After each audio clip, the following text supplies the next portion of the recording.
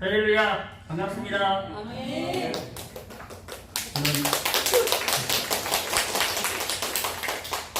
저는 꿈동산 교회 양혜일 장로입니다. 예. 저는 빛가람 손해사정법인의 대표를 지금 현재 맡고 있습니다. 제가 운영하는 빛가람 손해사정법인은 각종 보험사고, 여러분이 이제 흔히 접하게 되는, 가장 흔히 접하게 되는 사고가 뭐죠? 예, 그렇습니다. 교통사고, 산재사고, 선박사고, 또는 뭐 비행기사고, 일반 상해사고를 당하는 분들, 그리고 이제 각종 암과 같은 질병을 당하는 분들이 보험에 가입하고 보험금을 청구하잖아요. 그러면 그 보험금이 얼마나 줘야 될지 이것을 잘 평가하고 심사하는 그런 일 하는 것을 우리 회사에서 하고 있습니다. 이런 일을 하는 것을 이제 손해사정 이렇게 이야기하고, 이런 일을 하는 사람을, 이런 전문의를 손해사정사 이렇게 이야기합니다. 그래서 저는 장로지만 밖에서는 손해사정사 이렇게 부르기도 합니다. 그렇지만 이제 손해사정사가 반드시 손해사정하는 일만을 하지 않습니다. 여러분이 오시다 보면 롯데마트 사거리, 신호등 있는 롯데마트 사거리입니다. 하루는 어떤 아주머니가 자동차를 타고 옆에 애완견을 태우고 갑니다. 본인은 이제 신호를 제대로 잘 지키고 갑니다. 근데 자기 차량의 왼쪽에서 신호를 위반하는 자동차가 갑자기 달라드는 거예요. 그래서 너무 당황하고 급한 나머지 브레이크를 심하게 밟았습니다. 그렇지만 피하지 못하고 큰 충격이 있었어요. 근데 옆에 있던 애완견이 안전벨트도 없잖아요. 조그마하잖아요. 갑자기 확 튀어 올라서 그 유리창에, 저수적 유리창에 그대로 들이받고 흔히 말해서 교통사고, 사망사고가 발생하고 말았습니다. 이 아주머니가 저희 사무실에 찾아왔어요. 상담하기도 전에 막 콧물 막 흘리면서 거의 뭐 반울다시피 하시더라고요. 그래서 제가 문 한 잔 드리고 자세히 이야기를 들어보려고 했습니다. 그랬더니 이 아주머니가 하시는 말씀이, 제 아이가 교통사고로 죽었대요. 그래서 이것이 뭔 일이냐냐, 엄청나게 큰 건이거든요, 교통사고로. 그래서 기대하고 잘 들었는데 왠지 이상해요. 왠지 이상해. 그래서 이제 내용을 들어봤더니 애완견이 교통사고로 사망한 것입니다. 사실은 이제 저와는 관계가 없어진 거죠. 왜 그러냐면 애완견은 우리 자동차 보험 및 약관을 보면 대물로 평가하기 때문에 객관만 주면 됩니다. 근데 이 아주머니는 너무 억울한 거예요. 평소에 자기가 너무나도 이 애완견을 사랑했거든요. 자기 자식보다도 더 사랑했는데 객관만 주면 되냐. 나 너무 슬퍼서 지금 우울증까지 걸리고 아무것도 하지 못한다. 그래서 뭐를 달라고요? 위자료를 달라. 이런 겁니다. 생각해보니까 지금은 이게 보편화됐고, 우리 집사님 따님도 지금 애완견 샵하고 있습니다만 너무 많죠. 근데 그때 제가 상담할 때마다 이렇게 보편화 되지 않았을 때 제가 스스로 어떻게 생각해요? 이구아 하나가 죽어도 그럼 애완견 위자료를 줘야 돼? 막 이런 생각이 드니까 상담하면서도 너무 막 웃긴 거예요. 그런데 이 아주머니를 제가 이제 사례가 없으니까 그냥 돌려보내고 다시 한번 전화 드리겠다고 그러면서 판례를 막 검색해봤더니 놀라운 일이 그때 있었어요. 애완견을 동물병원에 가서 어떤 분이 진찰을 하고 수술을 하다가 그만 이 동물병원 의사가 애완견을 죽여버렸어요. 그래서 그 애완견 주인이 당연히 그때도 객관만 주겠다고 그랬지 않겠습니까? 소송을 합니다. 아마 부산 어디 지방법원이었던 것 같은데, 그때 당시에 위자료를 얼마를 판사가 판결했냐, 800만 원을 판결했어요. 10년 전 이야기거든요. 그러니까 제가 생각할 때는 그 의사도 아마 애완견 굉장히 좋아하는 그런 판사였지 않겠냐. 그래서 이 기쁜 소식을 그 아주머니에게 전달해주면서 위로의 교통 기억이 있습니다. 이것처럼 손해사정이라고 해서 손해사정 업무만 하는 게 아니라 이렇게 많은 사람들이 슬퍼하는 일이 함께 위로하고 함께 보듬어주고 하는 그런 일도 하고 있습니다. 제가 그럼 어떻게 해서 이 직업을 갖게 됐는지 여러분 참 궁금하시지 않습니까? 네. 저는 80년대 목포고등학교를 졸업하고요. 경희대학교에 입학합니다. 그런데 당시 80년대가 어느 시절인지 기억납니까? 예, 맞습니다. 전두환이 막 대통령이 된 어마어마한 그런 시절이었는데, 그때는 강주 전남 지역에 다니던 사람이 서울에 학교를 다니면요, 필연적으로 거치는 코스가 있습니다. 그건 뭐냐면 학생운동을 안 할 수가 없습니다. 대부분 선배들이 지금 그렇습니다. 짱돌 던지기 연습부터 합니다. 좀 나이 드신 분들은 알 겁니다. 이 짱돌을 막 빼가지고 막 던지는 그런 연습을 한 그런 시절이었거든요. 저도 제 성격에 어쩔 수 없이 이 학생운동에 관여하게 되었고, 막 도망 다니다가 결국 걸려서 군대 강제 징집, 요즘 그런 게 없죠. 강제 징집을 당해서 군대에 끌려가게 되었습니다. 그리고 이제 대학교를 졸업했습니다. 당시만 해도 대학교를 졸업하면 거의 취업이 다 되던 그런 시절이었거든요. 그때는 제가 이제 김춘하 권사와 결혼을 하고 있지는 않았었는데, 시험을 하고 봤어요. 저도 공기업도 보고 대기업도 보고. 근데 면접에 가면은 다 미끄러지는 거예요. 왜 그런가 봤더니 그때 당시 학생 전력 운동이 다 이렇게 올라가 있는 거예요. 우리 어머니 아버지를 모르는데 제가 청량리 경찰서에 10일 동안 구류도 살고 있었거든요. 지금 이야기하는 겁니다. 깜짝 놀라요. 죄송합니다. 그래서 어쩔 수 없이 고향인 목포로 낙향을 하게 됐고요. 제가 이제 기아 자동차에 입사를 하게 되었습니다. 사실 대학교 학과 선택부터 취업까지 제가 한 번도 생각해보지 않았던 그런 길을 결국 걷게 되었고요. 또 전혀 다른 제 인생이 전개되고 있었습니다. 1990년 12월 31일이거든요. 우리 설민이 큰아들이 태어납니다. 병원에 가야 되는데 바로 병원에 가지 못하고 기쁜 나머지 술을 좀 마시게 됐습니다. 그래서 음주운전 사고를 냈습니다. 여기 이제 지금 보이실지 모르는데 여기 굉장히 깊은 상처가 있죠. 그때 사고로 생긴 상처입니다. 칼 맞은 거 아닙니다. 궁금이 풀리셨죠? 그런데 정말 아이러니하게도 그때 사고로 알게 된 이 선배의 소개로 이 손해사정업을 시작하게 되었고요. 벌써 30년이 되었습니다. 제가 한 번도 생각해보지 않았던 이 직업을 선택했고요. 지금도 제가 고백합니다만 이것은 하나님의 정말 섭리였다. 이렇게 굳게 믿고 있고 많은 사람들에게 제가 고백을 합니다. 팔자도 모르는 양반이 큰 소리 치고 있네. 이 소리는요, 돌아가신 저희 할머니께서 정말 일자무식이었던 우리 할아버지께 큰 소리 치는 소리입니다. 할머니께서는 시골 집까지 오기 위해서는 목포에서 이제 버스를 타셔야 되는데 그때 버스 번호가 몇 번이었냐면 8번이었어요.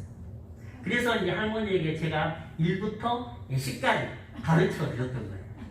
그 후부터 이제 우리 할머니께서는 우리 할아버지하고 이야기하다 조금만 불리하잖아요. 팔자도 모르는 양반이 큰 소리 치고 있네. 이렇게 말씀하셨어요. 제가 왜 이렇게 저희 할머니 이야기를 장황하게 말씀드리냐면, 제 신앙은 모태의 신앙은 아니었지만 할머니로부터 어머니 이렇게 자연스럽게 이어졌기 때문입니다.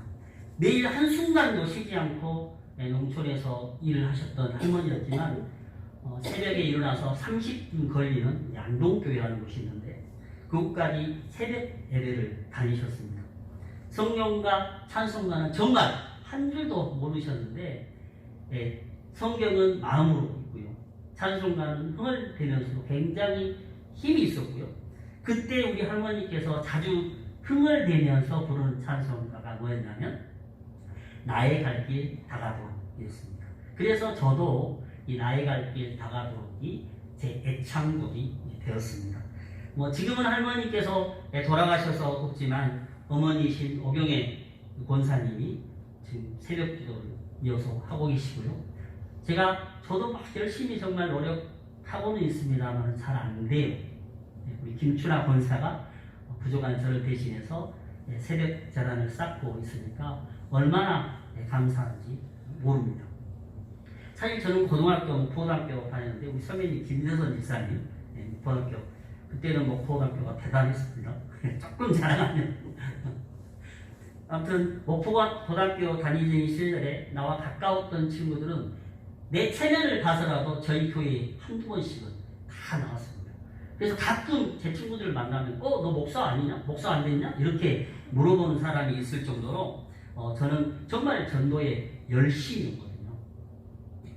그렇지만 대학과 군대를 거치면서 제 믿음도 점점 식어져 갔고요. 주님과 교제는 끊어지고 세상과 친구가 되고 말았습니다. 목포로 내려오면서 이제 어머니가 다니시던 무달 지일교회에 출석하게 되었는데 말이 출석이지 우리 어머니 운전기사였습니다. 왜 그러냐면 그때 당시에 교회가 얼마나 가기 싫었냐면 하필 그 예배 시간에 KBS 11시에 뭘 했냐면 KBS 바둑을 했어요. 네. 근데 바둑을 제가 아주 잘 둔 건 아닌데 바둑을 좋아했거든요. 그래서 어머니 얼른 모셔가지고 다시 와서 KBS 11시 바둑을 봐요. 그러면 또 오후 예배 있잖아요. 그럼 얼른 또 가서 오후 예배 가서 어머니 모시고 막 이랬습니다. 그렇지만 결국 하나님께 붙들림 바 되어서 중등부 교사 그리고 성가대원의 직분을 맡으면서 식었던 제 믿음도 점점 회복됐고요. 신앙생활에는 큰 변화가 찾아오게 됩니다. 이 이야기는 죄송합니다. 표현이 쪽팔려서 어디에다도 이야기 안 했고요. 우리 김춘학 권사한테도 이야기 안 했던 이야기를 오늘 제가 털어놓으려고 합니다. 이야기를 이제 하려고 봤더니 우리 김재선 안주수사님 그때 당시에 이제 중일학교 하고 계셨고 우리 박영실 장로님은 고등부 하고 계셨고 저는 중등부를 하고 있었거든요. 제가 그때는 담배를 피고 있었고요. 담배를 끊지 못하고 있었습니다. 중등부 이제 총무를 맡고 있을 텐데 아이들과 이제 장성 백양사 근처에 있는 남경성 기도원이라고 있어요. 그 기도원에 이제 수련회를 갑니다. 겨울방학 때여서 굉장히 눈이 많이 내렸습니다. 점심을 이제 먹고 바로 후였기 때문에 학생들이 이제 선생님들과 공과 공부를 하고 있었습니다. 그런데 갑자기 나쁜 생각이 들었습니다. 뭐였을까요? 예. 담배가 너무나 그리웠습니다. 저는 이제 총무라 반이 없잖아요. 그래서 혼자 됐거든요. 도저히 참을 수가 없어서 담배와 라이터를 들고 될 수 있으면 산속 깊숙이 산성 높이 올라갔습니다. 가보셨는지 모르겠지만 그 산이 바위산입니다. 충분히 이제 기도원과 멀어졌다고 생각하고 담배를 피려고 바위에 딱 앉는 순간 갑자기 바닥에 제가 엎드리게 그리고 막 기도하게 되었습니다. 나도 모르는 사이에 막 기도가 나왔고요. 도대체 그때 지금도 생각해보면 어떻게 된 일인지 알 수가 없는 일입니다. 그리고 방언이 터졌습니다. 막 터졌어요. 깜짝 놀랐어요. 막 이상한 소리 막 나와서 나도 할렐루야 하나님을 만났습니다. 내가 죄인임을 고백하고 예수님을 구주로 섬기게 된 그리고 결단하게 된 그런 계기가 되었습니다. 그런데 여러분 그날 이후 담배를 끊었었을까요? 예수님을 구주로 고백하는 것과는 전혀 상관이 없었습니다. 그 이후부터 담배와의 전쟁이 시작되었습니다. 유달제일교회를 다닐 때였습니다. 이범선 목사님을 중심으로 목요 제자반이 그때 꾸려져서 기도를 하던 중이었는데 그때 이제 자기의 어려운 점들을 막 이렇게 고백하는 시간이 있었어요. 그리고 소원이 뭐냐? 저는 과감하게 털어놨습니다. 너무 괴롭습니다. 제가 중등부 총무도 맡고 있는데 교사인데 지금도 솔직히 다른 사람들은 진짜 엄청난 집사로 생각하는데 담배를 피고 있는데 담배를 끊고 싶습니다. 털어놨. 그리고 합심해서 기도하게 됐고요. 이범선 목사님이 안수 기도를 했는데 그 순간 저도 가벼워졌어요. 담배 끊어졌다 이런 느낌이 들었습니다. 정말 웃긴 건데요. 목요 기도에 하면 은혜가 충만하잖아요. 다 차를 타고 오면 기분이 너무 좋아서 담배 맛이 그렇게 좋았어요. 그런데 그날은 정말 끊어진 거예요. 예, 오는데 담배 생각 자체가 안 난 거예요. 그래서 정말 담배가 끊어졌고요. 이 소문이 많이 났습니다, 사실. 그때 이제 집사님이나 장로님 기억하실지 모르는데, 김홍필 집사님, 고강국 집사님 다 끊었습니다. 예, 안수 통해서. 정말 놀라운 일이 생겼습니다. 이역을 하면서 이제 하나님은 참으로 많은 사람을 만나게 하셨고요. 어려운 가운데서도 교통사고를 당해서 신임하고 있는 그런 분들에게 법과 보상, 형식을 뒤로하고 순전히 그들을 위로해서 기도하게 하셨고요. 그들의 구원자가 대중원했습니다. 해남군 화산면에 계시는 큰 교인 아닌데 목사님 이야기를 잠시 들려드리고자 합니다. 목사님께서는 교회 앞으로 되어 있는 수용차를 가지고 계셨는데 그날 이제 무슨 일인지 집으로 이제 돌아가는 길에 목사님 타시고 옆에 사모님 타시고 뒤에 딸이 탔습니다. 근데 잠깐 졸음운전 하셨나 봐요. 그래서 낭떠러지 같은 데로 굴러버렸어요. 그래서 목사님하고 사모님은 딜테골 경부골절이었고 고관절 있죠? 그 부분이 굉장히 크게 다쳐 12주 정도 진단이 나왔고요. 그 뒤에 타고 있던 딸은 상안골이 골절되고 척추가 골절됐습니다. 근데 이제 이분이 제가 목포 옥동방송을 그때 하고 있던 때였대 그 방송을 들었다고 하시면서 이제 오셔서 상담을 하시는데 이분들이 이제 상담하고 싶은 건 뭐냐면 이런 상해를 그때는 전부 1급 상해였어요. 자손보험이라고 하는데 정확히 말하면 자기신체 사고거든요. 1급 상해는 치료비가 1,500만 원 나오고 끝나는 거예요. 아무것도 안 나와요. 지금도 똑같습니다. 물론 가입금액을 높이 하면 더 나올 수 있습니다. 근데 1,500밖에 다 안 나오는 거예요. 다 1급 상해였는데 그래서 치료를 제대로 다 못하고 다 200만 원씩 남겨놓은 겁니다. 왜냐면 뭐 해야 됩니까? 쇠 빼야 되니까. 그 200만 원 남겨놓고 1년 후에 이제 피를 제거하고 저희 사무실에 이제 오신 거예요. 근데 상담한 이유가 뭐냐면 자기 신체 사고, 즉 자손보험금으로 장애가 나오면 보험금을 좀 받을 수 없는가 이렇게 이제 물어보러 오신 거예요. 물론 이분들 다 장애가 있어요. 근데 자기 신체 사고가 부상 1,500, 사망 1,500, 후유장이 1급 1,500이거든요. 1급이면 실무인까지 1,500 나오는 거예요. 그러니까 나와봐야 몇백만 원 정도 나오는 겁니다. 다. 근데 보험회사가 나쁜 거죠. 지금도 똑같습니다. 나쁩니다. 안 켜줘야 될 일을 안 켜줍니다. 종합보험은 당연히 안 됩니다. 왜냐하면 부모, 자녀이기 때문에 안 됩니다. 면책사인데 대인배상 2위가 돼가지고 책임보험이죠. 이 운전했던 목사님은 안 돼요. 그러나 옆에 타고 있는 사모님하고 뒤에 타고 있는 딸은 책임보험, 최소까지 보장하는 대인배상 1위 됩니다. 그때 치료비 한 1급이 2천만 원이었어요. 그러면 이분 그 목사님 빼놓고 나머지 두 분은 치료비 한도가 1,500만 원인데 얼마까지 올라가 버려요? 3,500씩 되는 거죠. 네. 그러니까 치료를 제대로 못했잖아요. 너무 억울한 거죠, 사실. 그리고 대인배상 1위 됐는데 그때 이제 1급 최고 한도가 1억이었거든요. 그래서 본인들은 이제 자기 실제 자손보험의 한도 범위 내에서 장애를 받으려고 했지만 계산해 보니까요. 총에서 얼마가 나왔냐면 1억 2천만 원이 나왔습니다. 박수 한번 쳐야 되는 거 아닙니까? 그래서 이 목사님이 저보고 이제 농담이긴 합니다만 양 박사님이 하나님입니다. 그런 이야기 하셨어요. 그리고 그 목사님은 화산 그 마산 이 주변이잖아요. 환자만 생기면 마음이 급해갖고 승합차를 타고 우리 사무실까지 오셨거든요. 네. 제 팬이 되신 분이죠. 이처럼 정말 힘들어하는 이 분들에게 제가 정말 단비 같은 역할을 한 거죠. 너무나 감사한 일입니다. 제 자랑 같아서 말씀드리기 부끄럽습니다만은 저는 이 손해사정업을 하면서 정말 쉼없이 노력하는 사람이었습니다. 모두가 다 하나님의 은혜이고 인도하심이죠. 석사와 박사 과정을 모두 마치게 했고요.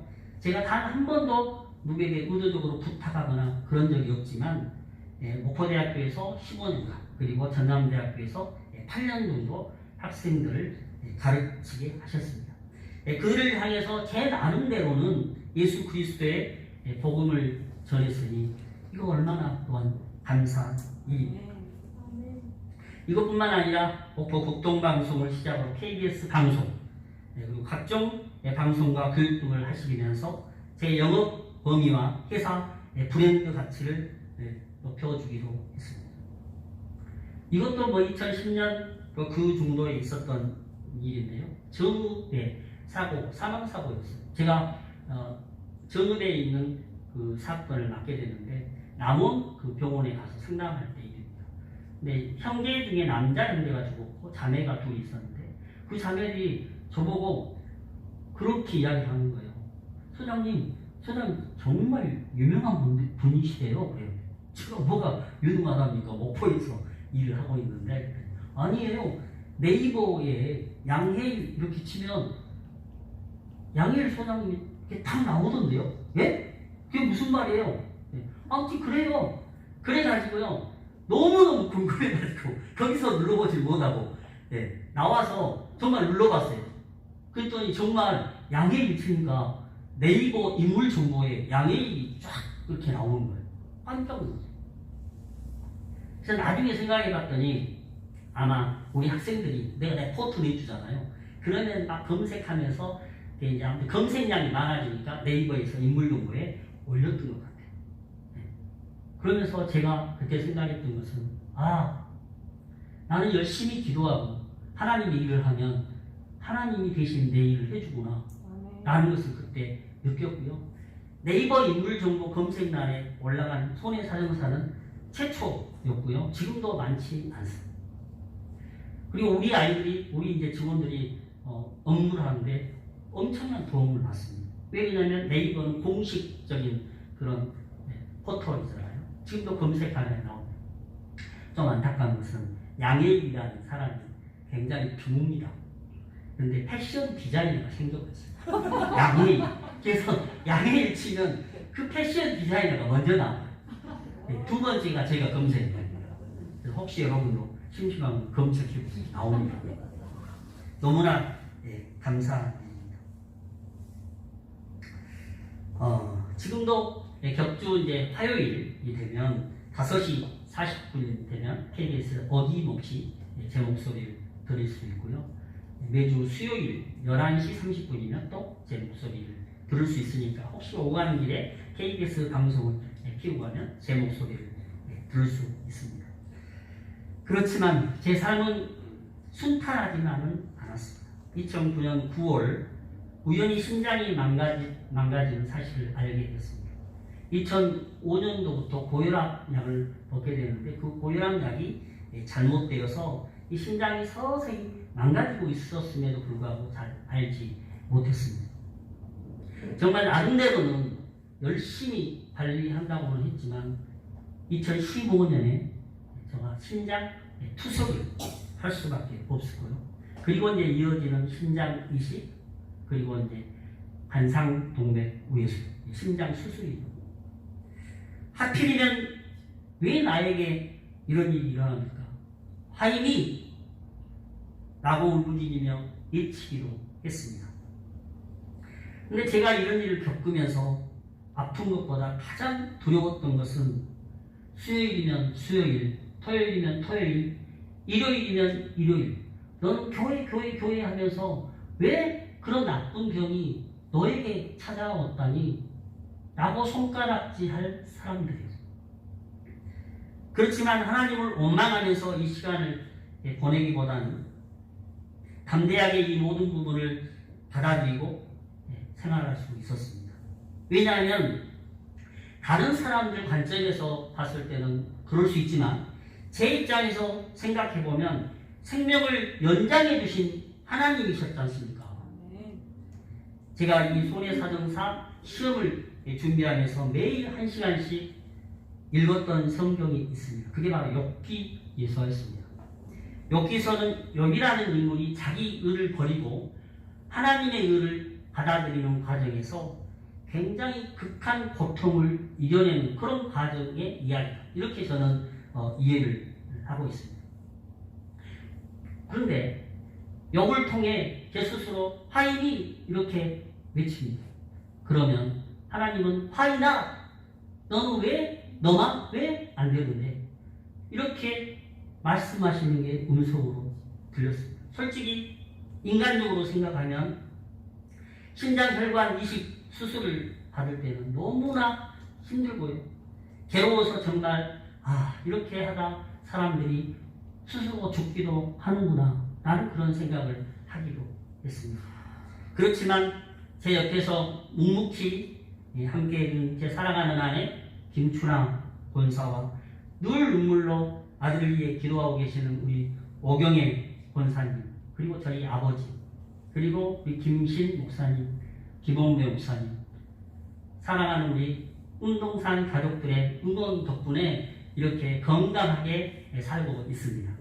네.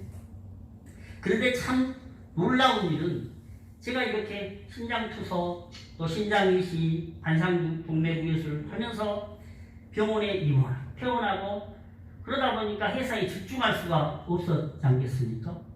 그러면 당연히 회사는 엉망이 돼야 될 텐데 너무나 감사하게 그 기간 동안에 회사 매출은 더 늘었다는 사실이고요. 이 코로나 2년 동안 다른 회사들은 전부 다 지금 힘들어서 아우성되고 있습니다. 그렇지만 저희 회사는 잘 되고 있습니다. 너무나 감사할 일입니다. 사랑하는 운동산 가족 여러분, 하나님의 살아계심과 전능하심, 하나님의 사랑과 거룩하심을 우리는 믿고는 있지만 솔직히 우리는 아직도 큰 확신, 큰 믿음에 이르지는 못했습니다. 즐거운 날에는 감사하고 기뻐하지만 슬픔과 아픔, 고난과 시련을 만날 때에는 하나님이 나를 사랑하고 계신다 이렇게 알고는 있지만 여러분 어떻습니까? 솔직히 무너지고 흔들리고 낭망하고 괴로워합니다. 그래서 하나님을 믿는다 이렇게 고백하는 내 고백과 막상 내가 처한 현실과의 차이를 끊임없이 느낄 수밖에 없는 것입니다. 그렇지만 여러분 자기의 모든 재산을 잃고 10명의 자녀를 잃었을 때 극심한 슬픔과 고통 중에서도 엎드려서 하나님께 경배하며 내가 모태에서 알몸으로 나왔사온즉 또한 알몸으로 그리 돌아갈지라 주시는 이도 여호와시니 거두신 이도 여호와시니 여호와 이름이 찬송을 받으실지니라 이렇게 고백을 합니다. 우리도 이처럼 우리의 삶에서 이해할 수 없는 여러 가지 일과 슬픈 날들을 만나고 시련을 겪을 때 믿음으로 씨름하고 인내하면 욕처럼 하나님을 인격적으로 경험적으로 알아갈 것이라고 확신합니다. 그리하여 이전에는 하나님을 듣기만 했지만 이제는 눈으로 본다고 고백하는 여러분이 되실 것이라고 믿습니다. 사랑하는 성도 여러분, 우리는 우리를 세상 속에 담아놓은 하나님의 뜻을 도저히 이해할 수 없습니다. 욥도 그랬습니다. 저도 그렇습니다. 사랑하는 운동산 가족 여러분, 어느 날 갑자기 우리가 이해하지 못할 고통과 공고한 날들을 만날지라도 욥의 믿음 그리고 양해인 장모의 신앙 고백을 기억하셨으면 좋겠습니다. 오늘 시간도 투병하고 계실 우리 장미락 집사님도 저의 신앙 고백을 기억하셨으면 좋겠습니다.